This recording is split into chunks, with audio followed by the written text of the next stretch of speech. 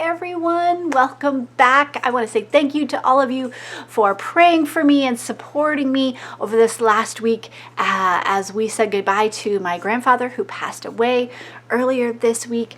I just want to say thank you so much for all your love and support.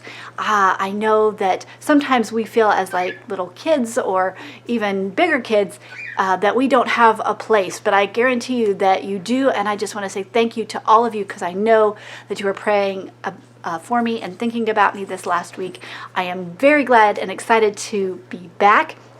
And I thought that since now we're kind of getting into Easter, I thought that we would talk a little bit about kids because I think we're kind of frustrated and tired of just sitting here at home and being at home and wondering what we can do.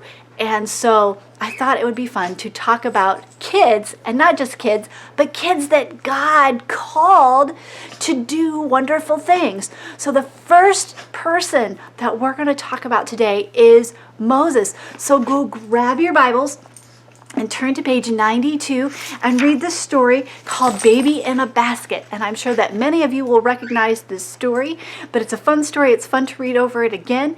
And so go grab a partner, pause the video, read through the story, and then come back for an exciting activity.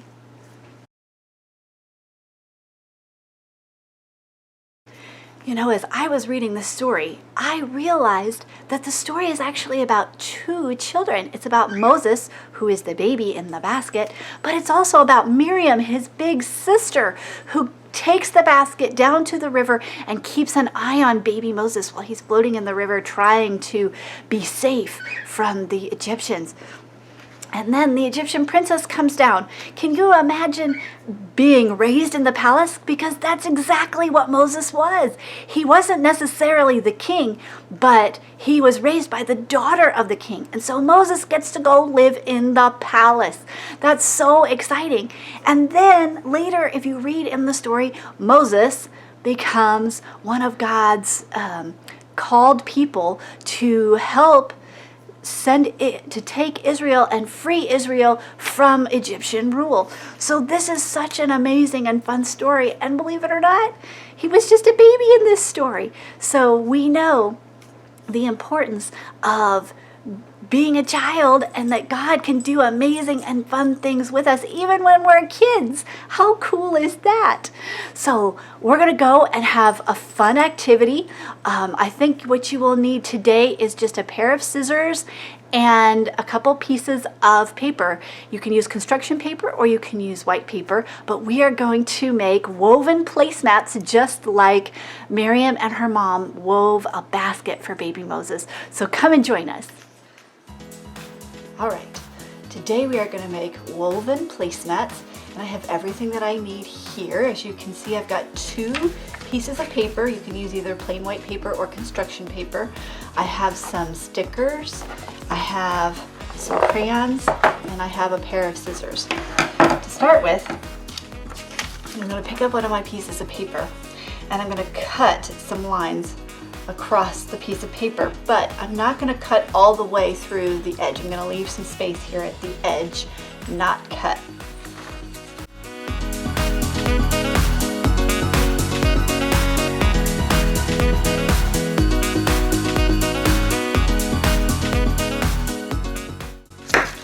Okay, now you can see I've got all of my pieces cut, but I still have some closed here at the end. So I'm going to take my other piece of paper and notice how I've cut these long ways.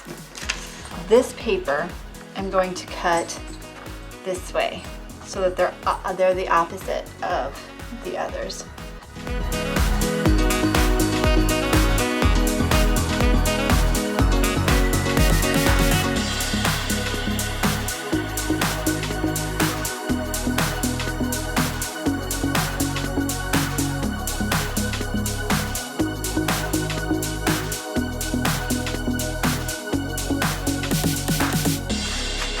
Now this last piece I'm actually going to cut all the way off because it won't go into our piece here. So I'm also going to cut the top part off of that one.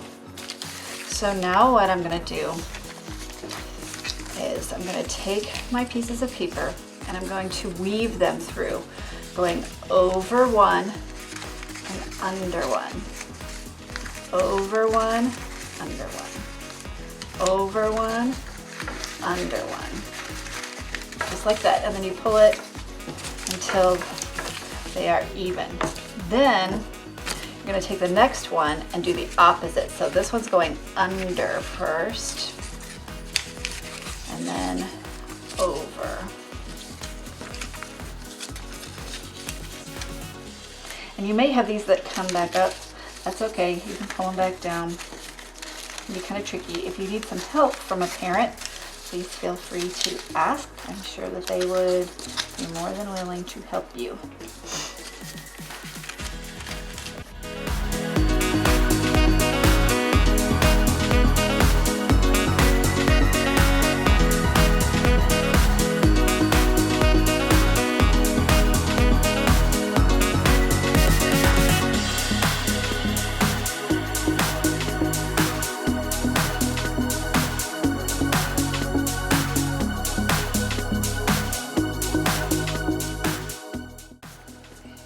And there's our placemat.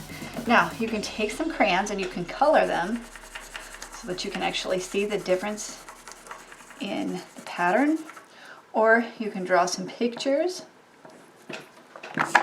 or you can pick some stickers to put on your placemat. And there you go. Now you have a beautiful placemat that you can set at the table for dinner time. Well, that's it for today, everyone. I miss you all so, so much. I hope that you are all doing well, and we will see you all next time. Bye.